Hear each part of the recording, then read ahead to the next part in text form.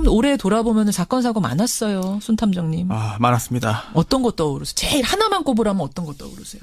저는 인천 초등생 살인 사건이 떠오르는데요. 참 끔찍했어요. 예. 네, 많은 분들에게 큰 충격을 주었고 예. 또 이제 가해자와 피해자가 굉장히 어린 나이였기 때문에 맞아요. 더욱 끔찍했죠. 그리고 또 소년법 개정이라든지 이런 부분에 대한 어떤 법률적인 쟁점도 드러났기 때문에 나왔기 때문에 저에게는 가장 크게 와닿았던 사건입니다. 맞아요. 인천 여아 살인 사건. 그럼 올해 마지막 탐정에서 가지고 오신 사건은 뭡니까? 네. 장자연 사건입니다. 장자연 사건. 이 검찰 과거사위에서 다시 재조사를 하겠다 이런 얘기가 나오면서 떠들썩해진 거죠.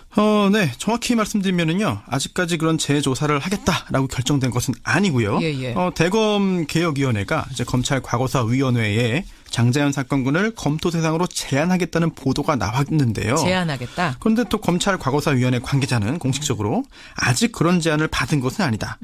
또 과거사위원회 회의에서 이 사건이 논의된 적도 없다고 밝혔습니다. 예. 하지만 아직까지도 이 사건의 진상이 다 드러나지 않았다는 목소리가 계속 있어왔죠. 어허. 또 청와대 홈페이지에도 재조사를 요구하는 청원이 올라와 있습니다. 이런 상황에서 검찰개혁위원회가 실제로 재조사 검토를 제안하면 과거사위원회가 다루게 될 가능성이 충분히 있지 않을까 생각이 돼서 오늘 이 사건을 가지고 왔습니다. 청와대 청원 운동도 시작이 됐어요? 그렇습니다. 그래요.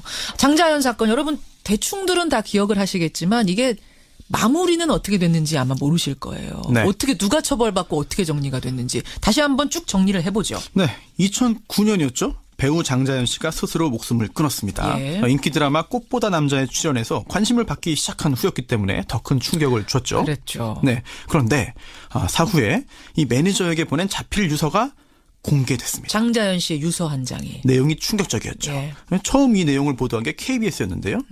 룸살롱에서 접대에 동원됐다.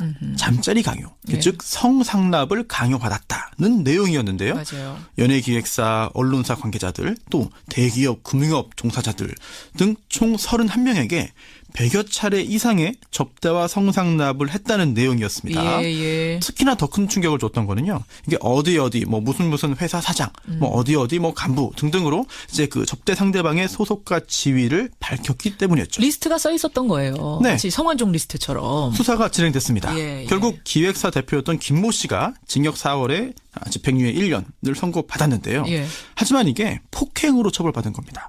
즉 접대나 성상납 강요로는 기소도 안 됐어요. 그래요. 즉 재판도 안 받았습니다. 또 이 기획사 대표 말고 이름이 오르내리던 다른 사람들은요. 전부 다 혐의가 없다면서 기소 처분도 받지 않았습니다. 이름 오르내리던 사람 모두 다. 네, 재판도 안 받은 거죠. 다만 또 다른 한 사람이 처벌받았죠. 누구요? 그게 바로 장자연 씨의 당시 매니저였던 유모 씨인데 예. 이게 징역 1년, 집행유예 2년이었어요. 그런데 이게 오히려 장자연 씨 편에 서서 그 기획사 대표의 명예를 훼손했다는 이유로 처벌을 받은 거였어요. 그러니까 매니저 유 씨는 장자연 씨 측의 입장에 서서 막 언론 인터뷰도 하고 이랬던 사람으로 제가 기억을 하는데 오히려 네. 이 사람만 처벌당한 셈이네요. 그렇습니다. 마무리가? 그러다 보니까 이게 유력 인사들 봐주기 수사한 거 아니냐라는 예. 비난이 컸고요. 그렇지만 또 이제 다른 사건과 마찬가지로 시간이 지나면서 점점 이 사건은 잊혀져 갔습니다. 잊혀졌죠. 그 후에요. 이 유서, 장자연 씨의 유서가 위조되었다고 볼 증거가 없다는 판결이 나왔고 또 반면 장자연 씨가 소속사 대표로부터 술 접대, 성상납을 강요받았다는 증거도 부족하다. 그 부분 판결도 나왔습니다. 그렇게 마무리가 됐었군요. 그렇게 해서 어쨌든 이제 법적으로는 일단락이 된 사건인데 네. 왜 지금에 와서 재조사 요구가 빗발치는 겁니까? 바로 그 부분을 오늘 짚어보려고 하는데요. 예. 여전히 의문이 남아있다. 그러한 의문점을 오늘 말씀드릴 테니까요. 잘 들어보시고 과연 재조사가 필요한지 판단해서 의견 보내주시면 좋겠습니다. 여러분 남아있는 미스테리들, 의문들 좀 들어보시고 의견들 보내주세요. 자, 장자연 사건 재조사가 필요한 이유. 첫 번째는 뭡니까? 네, 첫 번째. 언론에 언급조차 되지 않은 가해자들이 있을 수 있다. 언급조차 되지 않은 가해자가 있을 수 있다. 네, 그렇습니다. 어떻게 사건이 전개됐는데요? 사건이 이제 마무리되어 가는 듯 보이면서요. 예. 경찰에 대한 비난 여론이 높았습니다. 바로 2011년 당시인데요. 예. 민주당 이종걸 의원이 제보를 공개합니다. 어떤 제보를 받았어요? 유력 신문사죠. A 신문사 사주 일가의 술자리에 장자연 씨가 함께 있었다. 근데 그 분위기를 보니까 처음 본 게 아니라 매우 익숙한 파트너로 느껴졌다는 내용이었습니다. 이 내용이 그러니까 이종걸 의원이 이렇게 말한 게 아니라 이종걸 의원실에 제보가 들어왔다는 거죠? 네, 그 제보를 공개한 거죠. 예. 이 제보 내용이 공개되자 경찰 수사에 대한 불만 여론이 매우 커졌죠. 예. 또 배우 문성근 씨도 해당 신문사 앞에서 1인 시위를 벌였습니다. 예. 그러자 그 A 신문사와 사장이 이 사건, 장자연 사건과의 연관성을 거론한 사람들을 연이어 고소하고 거액의 손해배상 청구까지 합니다. 어허. 하지만 민사소송 결과 이 A 신문사가 계속해서 패소하는데요. 뭐 이종걸 의원을 비롯한 국회의원들, 예. 또 이를 보도했던 MBC 신경민 앵커, 지금은 국회의원이죠. 그렇죠. 네, 또 보도본부장 등을 상대로 한 소송에서 모두 패소합니다. A 신문사가 패소했어요. 네, 불복해서 항소를 해서 2심에 갔죠. 그런데 2심 간 후에 이제 항소를 취하하는데요. 그 이유가 이렇습니다.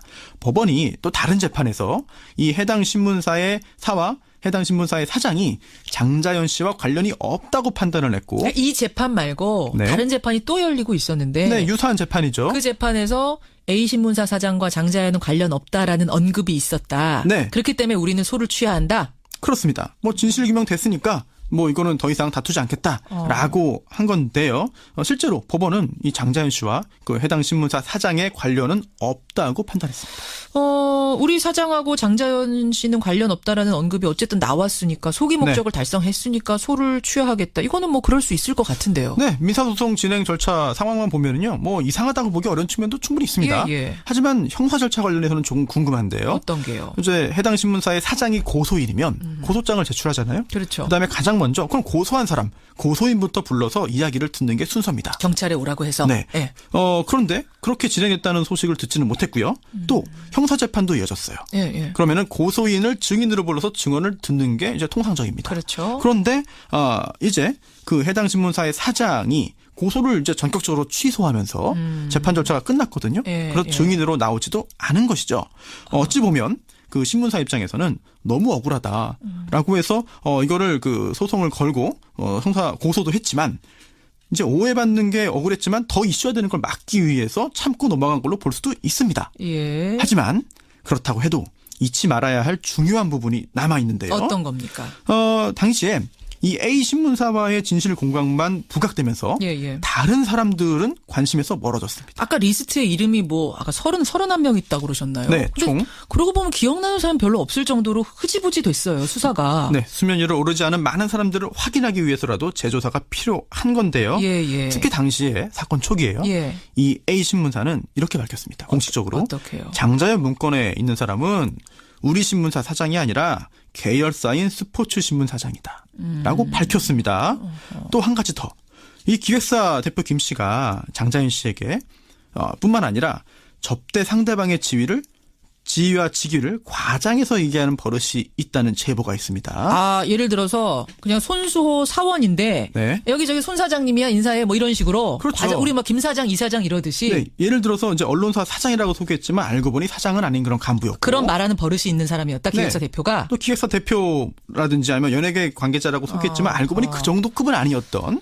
그렇기 때문에 장자연 씨가 속아서 들은 대로 유서에 적었다. 그런 얘기도 있어요. 그렇습니다. 그런 설도 돌아다녀요? 네, 장자연 씨가 두 번 소송이 되는 거죠. 네. 어쨌든 누군가를 접대한 것은 사실일 가능성이 크다. 그렇죠. 그렇다면 이 부분은 밝혀야 되겠죠. 그렇죠. 그러고 보니까 이제 A신문 얘기하다가 그것도 뭐 제대로 지금 어떻게 됐는지 모르겠습니다. 근데 그 얘기 하다가 또 다른 가해자들은 제대로 수사조차 됐는지 안 됐는지도 우리가 모르고 지나갔다는 거예요. 분명히 31명의 이름은 있는 건, 한 명에 대한 얘기는 있는 건데. 네, 이름까지 아니더라도 직위, 회사와 소속과 직위가 있는 거죠. 있는 건데. 첫 번째 이유. 두 번째는 뭡니까? 해프닝과 선정성의 사건의 본질이 가려졌습니다. 그건 무슨 말씀이세요? 네, 2011년 이제 사건이 흐지부지 되던 중에 예. SBS가 단독 보도합니다. 어떤 내용을요? 장자연 씨가 생전에 쓴 편지 50통이 발견됐다. 이거 기억나요. 50통의 편지가 발견됐다 해서 떠들썩했죠. 분량도 230쪽이 넘었습니다. 예. 네, 필적 감정도 마쳤고 확인해보니까 장자연의 편지가 맞다는 내용인데요. 예. 하지만 국가수가 조사해보니까 장자연 씨가 쓴 게 아니라 당시 교도소에 복역 중이던 또 과대망상 증상을 보이고 있던 전모 씨가 쓴 것이라고 또 분석 결과 발표를 하는데요. 과대망상 환자가 쓴 거다. 네, 뭐 전과 식범이었고 네. 특수관광 등으로 복역하면서 정신질환 치료를 받는 중이었습니다. 예, 예. 장자연 씨가 12번 면회했다라고 주장했지만 그런 기록 전혀 없었는데요. 진짜 과대망상 환자가 쓴 편지인 건 맞는 거잖아요. 네, 그렇습니다. 예. 이제 사건 초기에 그 어떤 신문사가 보도했다가 급히 이제 사과 기사까지 냈던 내용이었는데 2년 만에 다시 일이 커진 겁니다. 또 어떤 기자도 팟캐스트에서 내가 직접 전 씨 만나봤다. 근데 이게 사실 맞다라고 주장했지만 후속 보도가 없었죠. 그래요. 그러면 이거는 뭐 과대망상 환자가 벌인 해프닝 정도인데 이 해프닝이 왜 재조사의 이유가 됩니까? 이 50통의 편지는 가짜였습니다. 그런데 예. 그게 끝이 아니고요. 그러다 보니까 장자연 씨가 남긴 유서도 조작된 거 아니냐라고 하는 그런 억측이 있었죠. 저 50통이 저 과대망상 환자가 쓴 가짜 편지면 장자연 유서라고 나왔던 그 한 장도 가짜 아니야? 그 리스트 가짜 아니야? 이렇게. 네, 나중에 법원은요. 유서가 조작된 증거는 없다고 판단했지만 상황이 더 어지러워진 건 사실입니다. 그렇죠. 그리고 또 다른 기자 한 명이 예. 신영철 대법관이 재판 개입 의혹으로 정권 위기에 처하자 이게 국정원과 청와대가 여기에 개입해서 사건을 키웠다라고 하는 설도 제기했고요. 예. 또 이 기획사 대표 김 씨가 배우 송선미 씨, 또 배우 김부선 씨 등을 상대로 또 명예훼손, 또 무고 고소를 하는데요. 예. 이렇게 사건이 좀 여기저기 번져나가면서 또 이제 뒤섞여서 보도됩니다. 예, 맞아요. 흥미 위주의 선정적인 보도 때문에 사건의 본질과 핵심이 묻혀버린 거죠. 재조사가 이루어진다면 이번에는 그러지 않아야 되겠습니다. 그러니까 저도 이렇게 매일 뉴스 보는 사람인데도 막 섞여 있어요. 여러 개가. 뭐 이게 가짜였던가 진짜였던가 과대망상 환자에다가 뭐 송선미, 김부 이러다 보니까 본질을 놓치고 그 리스트 속에 있는 사람들은 재조사를 받았는지 안 받았는지도 모르고 막 이렇게 됐단 얘기예요. 그렇죠. 잡음이 참 많았네요. 자, 장자연 사건. 재조사가 필요한 세 번째 이유는 뭡니까? 장자연 사건만 있는 게 아닙니다. 이 사건뿐이 아니다? 네. 기억하실 텐데요. 2014년에 미얀마에서 건너온 청소년이 이제 서울에서 열린 미인 대회에 참가해서 우승합니다. 예. 그런데 며칠 후에 주최 측이요. 갑자기 그 우승을 취소합니다. 그 이유가 그 출전자가 나이를 속였다라는 건데요. 가슴 성형 수술 받은 후에 그 수상자에게 준 그런 그 왕관을 가지고 잠적했다는 주장이었죠. 기억나요, 이거. 예. 네. 하지만 바로 반박 기자회견을 이 미얀마 청소년이 합니다. 원래 16살인데 주최 측이 18살로 올리라고 시킨 거다. 나이 속이라고 시켰다. 네. 그리고 우승 후에 이거 K-팝 가수 되려고 연습받고 있었는데 예. 음반 제작비를 대려면 재계의 거물들을 모셔야 된다면서 접대를 강요했다고 주장한 겁니다. 성접대를 나한테 강요했다라는 폭로가 외국인한테 나온 거예요. 그렇습니다. 또 작년이었는데요. 예. 이제 걸그룹 타이트의 한 멤버가요. 예. 브로커로부터 스폰서 제안 받았다고 폭로를 합니다. 수사 요청도 했죠. 맞아요. 하지만 해외 SNS 계정으로 메시지 보낸 거기 때문에 수사 진전이 없었고요. 그게 끝이 아닙니다. 역시 작년인데요. 한 신인 걸그룹의 멤버가요. 예. 자신의 애인을 강간으로 고소합니다. 근데 알고 보니까 걸그룹 멤버에게는요. 스폰서가 있었습니다. 그렇죠. 남성이죠. 네. 그 스폰서가 애인을 때렸어요. 그런데 이 걸그룹 멤버가 엉뚱하게도 스폰서를 보호하기 위해서 애인을 강간으로 고소합니다. 그러니까 스폰서의 존재가 또 확인된 사건이었다는 거예요. 그렇죠. 이제 걸그룹 예. 멤버는 무고죄로 또 스폰서는 강도상해죄로 구속 기소가 됐죠. 이처럼 성상납 관련 보도가 계속되고 있어요. 예, 그런데 보도되지 않은 건 더 많을 거거든요. 맞아요. 예, 그리고 또 실제로 이런 사건들을 진행해 보면 정말 방송에서 말씀드려도 믿지 않으실 내용들이 많습니다. 이 또 접대를 받았다는 높으신 분들에 대한 보도는 더 찾기롭죠. 맞아요. 재조사가 문제 해결의 계기가 되겠죠. 여러분은 어떻게 생각하십니까? 라는 물음에 많은 분들이 지금 답을 주고 계시는데 재조사 해야 된다는 문자가 압도적으로 많습니다. 손탐정님. 네. 마지막 한마디는 피해자가 있으면 가해자는 반드시 존재합니다.